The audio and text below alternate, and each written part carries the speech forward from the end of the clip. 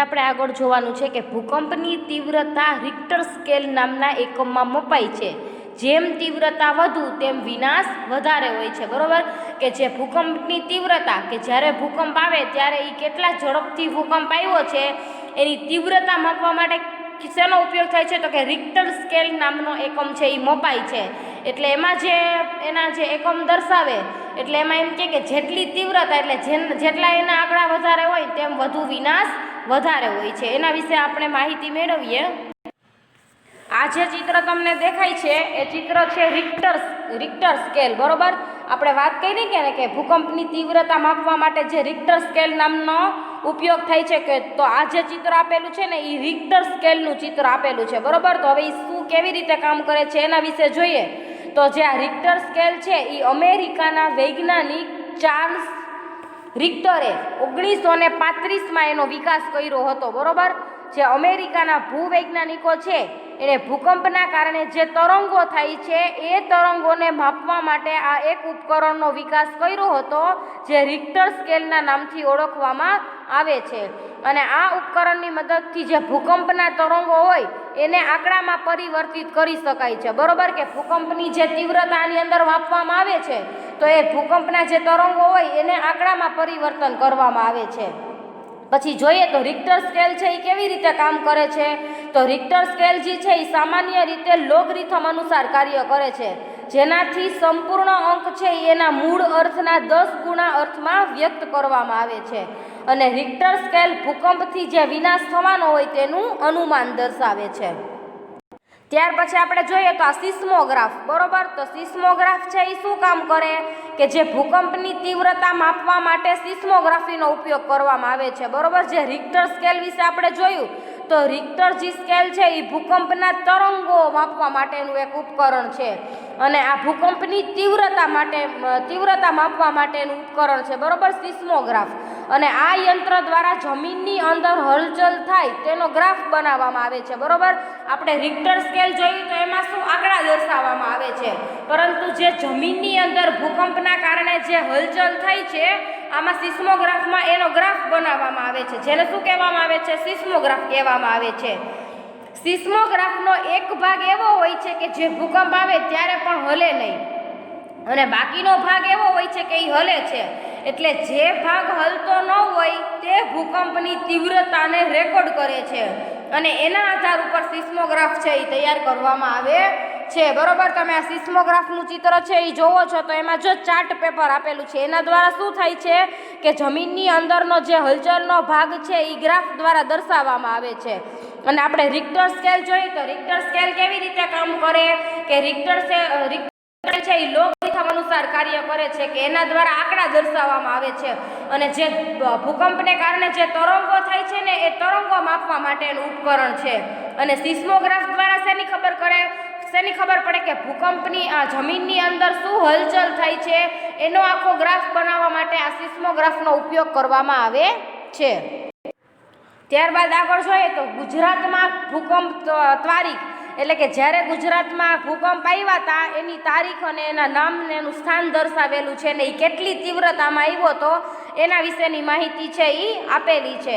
તો એમાં પહેલું જોઈએ તો 16 જૂન 1819માં પહેલો ભૂકંપ છે એ ક્યારે આવ્યો હતો કચ્છમાં 16 જૂન 1819માં ને એની તીવ્રતા કેટલી હતી 8.2 એ એની તીવ્રતા હતી. બીજું જોઈએ તો 12 જુલાઈ 1915માં ક્યાં આવ્યો હતો અંજારમાં આવ્યો હતો જે કચ્છમાં આવેલું છે ને એની તીવ્રતા હતી 6.1. ત્રીજું જોઈએ તો છેલ્લે ભૂકંપ ક્યારે આવ્યો હતો એ તો બધાને ખ્યાલ જ છે કે 26 જાન્યુઆરી 2001માં આવ્યો હતો. કઈ જગ્યાએ કચ્છમાં આવ્યો હતો અને સૌથી વધુ એની તીવ્રતા હતી કેટલી હતી 7.6 થી 7.7 એની તીવ્રતા હતી. બરોબર આ આપણે વાત કરી ભૂકંપ વિશેની. હવે આપણે આગળ જોઈએ વાવાઝોડું. વાવાઝોડું છે એ કોને કહેવામાં આવે છે તો કે વાતાવરણમાં હવાના દબાણમાં સર્જાતી અસમતુલાની પરિસ્થિતિથી પ્રચંડ વાતાવરણીય તોફાનો ઉદ્ભવે છે તે વાવાઝોડું કે ચક્રવાત એવા નામે ઓળખવામાં આવે છે. કે વાવાઝોડું છે એ કેવી રીતે આવતું હોય ચક્રવાત એટલે કે ચક્કર ફરીને આવતું હોય છે. બરોબર તો જે હવાના દબાણમાં જે અસમતુલા થાય એવી પરિસ્થિતિ જ્યારે ઊભી થાય એને કારણે વાતાવરણમાં જે તોફાન ઉદ્ભવે છે એને શું કહેવામાં આવે છે વાવાઝોડું કહેવામાં આવે છે. અને એ ચક્રવાતના નામે પણ ઓળખવામાં આવે છે. અને આ તોફાની વાતાવરણીય પવનો જે વિસ્તારમાં ત્રાટકે છે ત્યાં ભારે તારાજી અને વિનાશ વેરે છે. અને આ જે ચક્રવાત હોય બરોબર કે આ જે હવા પવનો તોફાની પવનો જે હોય એ જે વિસ્તારમાં ત્રાટકે એટલે કે જે વિસ્તારમાં અચાનક પડે ત્યાં ભારે વિનાશ સર્જાઈ જાય છે. ભારતના પૂર્વ તટ અને મલબાર તટે તથા ગુજરાતમાં કચ્છ અને સૌરાષ્ટ્રના કિનારે તેની ભારે વિનાશક અસરો છે એ અનુભવાય છે. બરોબર, વાવાઝોડું છે એ સૌથી વધારે કઈ જગ્યામાં થાય છે તો કે ભારતના પૂર્વ તટ અને મલબાર તટે અને ગુજરાતમાં કચ્છ અને સૌરાષ્ટ્રના કિનારે વાવાઝોડું થાય છે, ત્યાં એની અસર છે એ સૌથી વધારે અનુભવાય છે. હવે જોઈએ તો વાવાઝોડા સમયે રાખવાની સાવચેતી. બરોબર કે જ્યારે વાવાઝોડું આવે ત્યારે આપણે એની શું સાવચેતી રાખવી જોઈએ એના વિશે જોઈએ તો એમાં 3 ભાગ પાડ્યા છે કે વાવાઝોડું આવે એ પહેલાં શું સાવચેતી રાખવી જોઈએ, વાવાઝોડું દરમિયાન આપણે શું સાવચેતી રાખવી જોઈએ અને વાવાઝોડા પછી શું સાવચેતી રાખવી જોઈએ તેના વિશે આપણે જોવાનું છે. તો પહેલાં જોઈએ કે વાવાઝોડું ન આવે એ પહેલાં આપણે શું કરવું જોઈએ તો કે વાવાઝોડાના સંભવિત વિસ્તારની વિગતો ચોકસાઈથી જાણી લો. બરોબર કે આપણને ખબર છે કે વાવાઝોડું છે એ કયા વિસ્તારમાં આવવાનું છે તો એના વિશેની વિગત છે એ આપણે જાણી લેવી જોઈએ.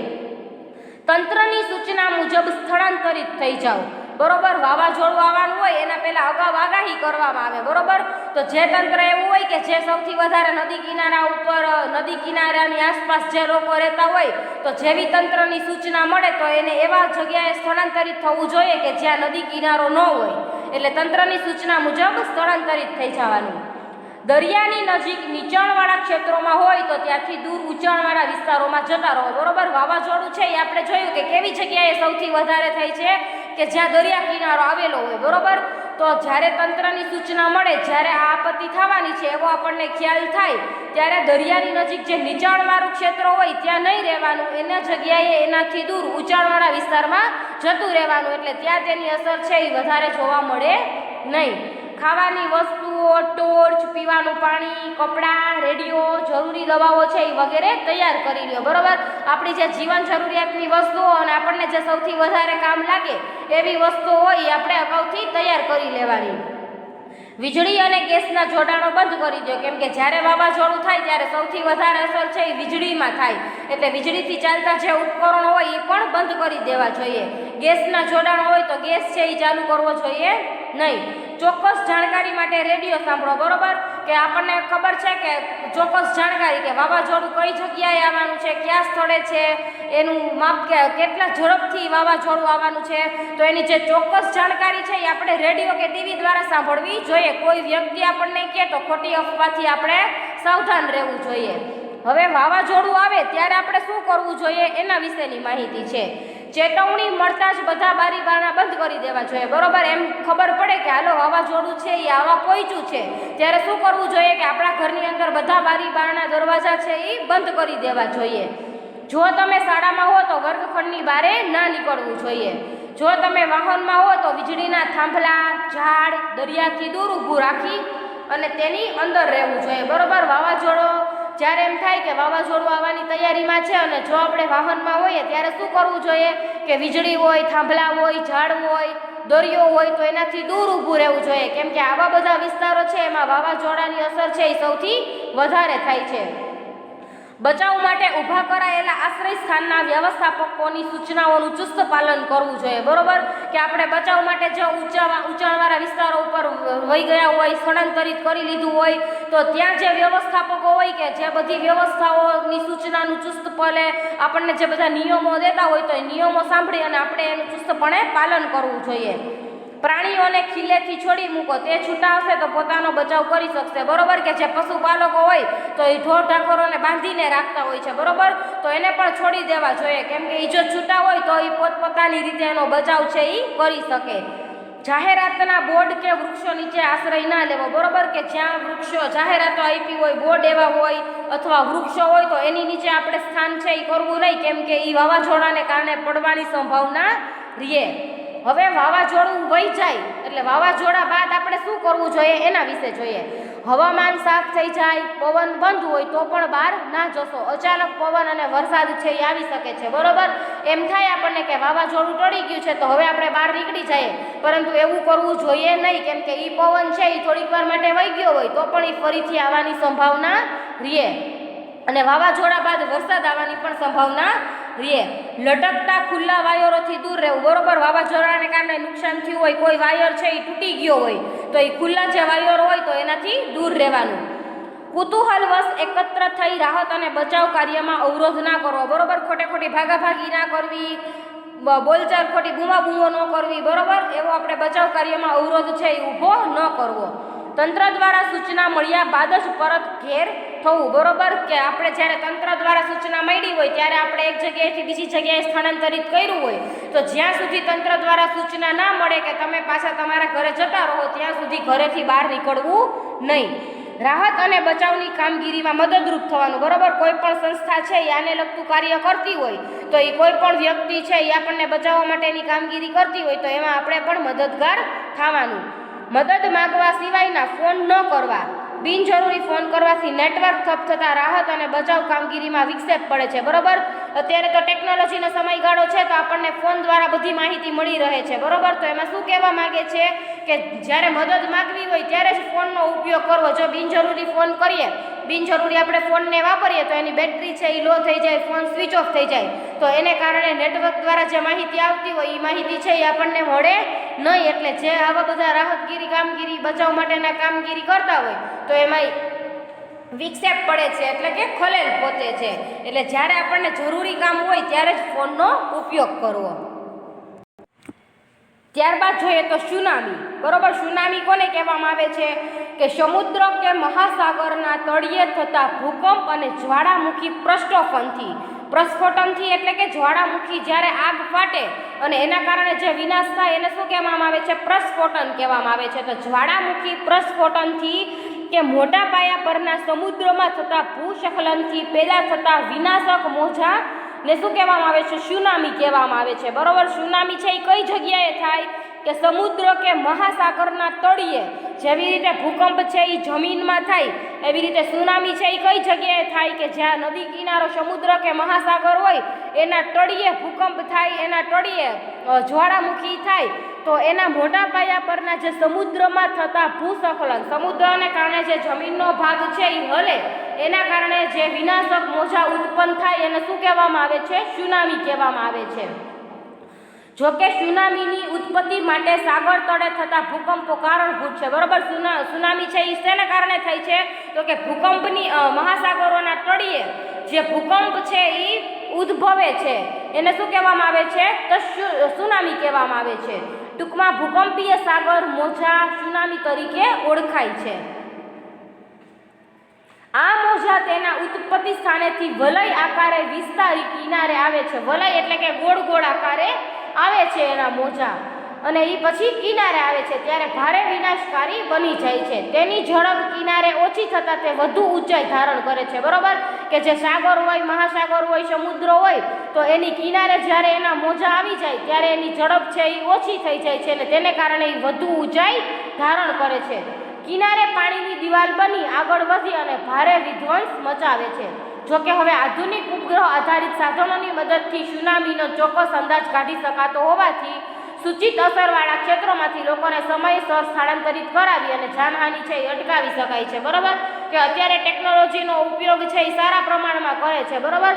તો એના કારણે જે સુનામી આવવાની છે એનો અંદાજ કાઢી લેવામાં આવે છે. એટલે એને કારણે જે સમુદ્ર, મહાસાગર, દરિયા કિનારે જે લોકો રહેતા હોય એને સમયસર સ્થળાંતરિત કરી દેવામાં આવે છે અને એનાથી આપણે નુકસાન છે એ બચાવી શકીએ છીએ.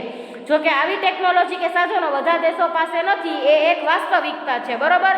કે જે વૈજ્ઞાનિક શોધો થઈ તો એવું જરૂરી નથી કે આવી જે ટેકનોલોજી છે, આ બધા સાધનો છે એ બધા દેશો પાસે હોય, કે અમુક જે દેશો છે એની પાસે હજી પણ આવા સાધનો છે એ છે નહીં, તો એને કારણે એ લોકોને થોડીક વધારે નુકસાની છે એ સહન કરવી પડે છે. જો તમને બાજુમાં ચિત્ર આપ્યું છે એ સુનામીનું ચિત્ર આપ્યું છે કે જે સમુદ્ર કે મહાસાગરના તળિયે જે ભૂકંપ થાય, જ્વાળામુખી થાય એને કારણે જે એના મોજા છે એ દરિયા કિનારે આવી જાય છે અને ત્યાં તેની ઝડપ ઓછી થઈ જાય એટલે ખૂબ જ ઊંચા થાય છે.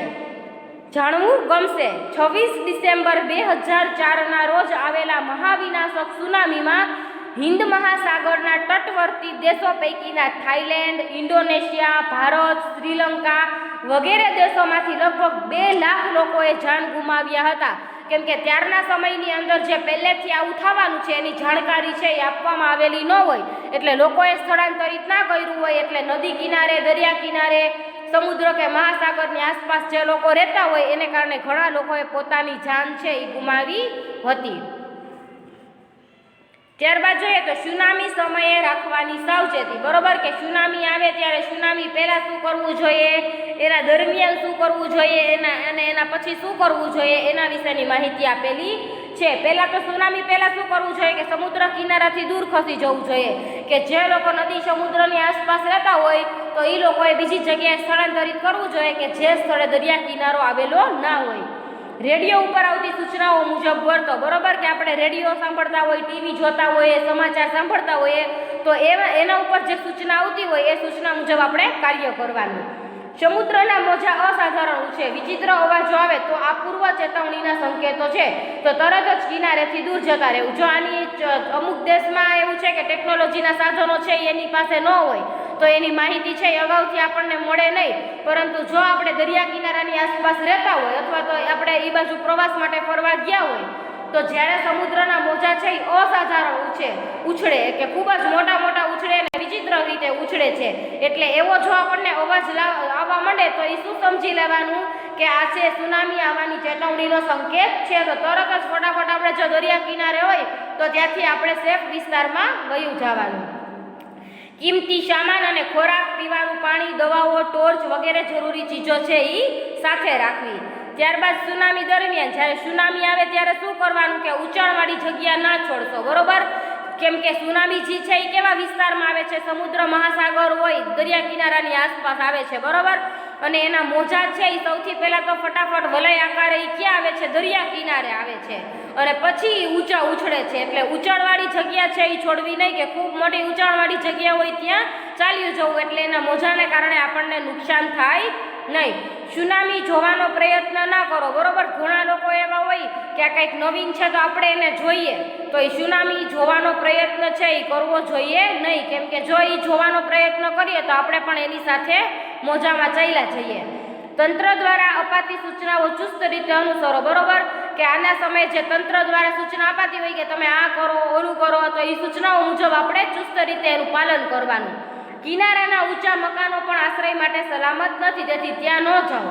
બરોબર, દરિયા કિનારાની અંદર જો ઊંચા મકાનો આવેલા હોય તો ત્યાં ન જવું, કેમ કે એ દરિયા કિનારો છે અને એના મોજા ઊંચા ઉછળે તો ત્યાં પણ નુકસાન છે એ થઈ શકે છે. એટલે એવી જગ્યાએ જવાનું કે જ્યાં દરિયા કિનારો, સમુદ્ર ન હોય. સુનામી બાદ શું કરવું એના માટે રેડિયો, ટીવી કે સોશિયલ મીડિયા ઉપર આવતી આધારભૂત વિગતો મુજબ વર્તો. તંત્ર દ્વારા સૂચના મળ્યા બાદ જ ખાલી કરેલા વિસ્તારમાં જવું. ક્યારેક અગાઉ કરતાં વધુ ઊંચા મોજા પાછળથી આવી શકે છે. બરોબર કે સુનામી શાંત થઈ ગયા પછી પણ એવું નથી કે સુનામી છે એ ફરીથી આવશે નહીં. ઘણી વખત એવું પણ બને કે જ્યારે પહેલાં મોજા આવ્યા હતા એના કરતાં પણ વધુ મોજા છે એ પાછળથી આવી શકે છે. એટલે જ્યારે તંત્ર દ્વારા સૂચના મળે પછી જ જે ખાલી કરેલો વિસ્તાર હોય ત્યાં પાછું પરત જવું. પોતાના મકાનમાં સલામતીની ખાતરી ન થાય તો પ્રવેશ ના કરવો. બરોબર કે આપણે જે જગ્યાએ રહેતા હોય એ જગ્યાએ આપણને હજી એમ છે કે ત્યાં સલામતી નથી, ફરીથી જો સુનામી આવે તો આપણને નુકસાન થઈ શકે છે, તો એવા વિસ્તારમાં પ્રવેશ કરવો નહીં.